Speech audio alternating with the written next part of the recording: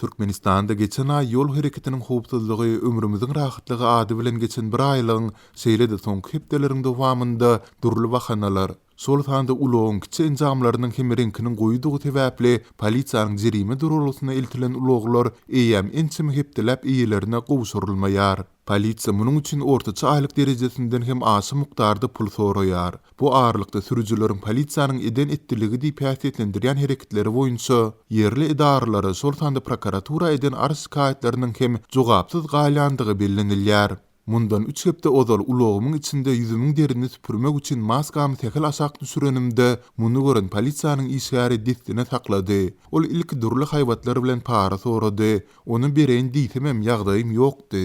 Mundan soň gurotlyk hatymy elimden aldylar we ulogymy Bayram Aliýnyň itiraf polisiýa bölüminiň jerime durulmasyna eltdiler diýip bu ýagdaýlary başdan geçiren atlandyrylmasyzlygyny soran Mariýanyň ýaşaýjysy 12-nji oktýabrda yerli habarçymyza gurrun berdi.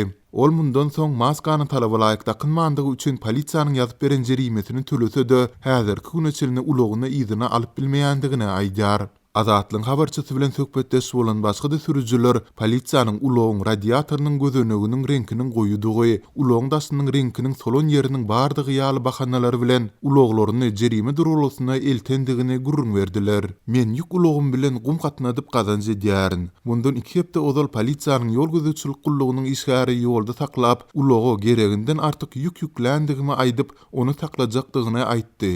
Men ilk wada oýun edýändir öýdüp, näme arkam bilen daşaýanmy diýip degişdim. Emma polisiýa şol wada ýükü bilen ulogymy jerime durulmasyna äkitdi diýip, eferde adynyň üýtgedilip, mekan diýilip tutulmagyny soran Bayram Aliýnyň ýaşaýjysy gurrun berdi. Ol sözüni dowam etdirip, men ertesi güni polisiýanyň durulmasyna baranymda üstü kerpiçli, çagylly başga da ýük uloglarynyň durandygyny gördüm. Men olaryň ýazan jerimesini tüländigim bardaky kwitansiýamy görkezsem hem ulogymy bermediler. Men yerli polisiýanyň başlygynyň ýanyna hem girdim, emma onda da bolanok diýip otogyndan çykaryp goýberdi. Ulogymy alyp bilmeýänime indi 3 hepde boldy diýip ol belledi.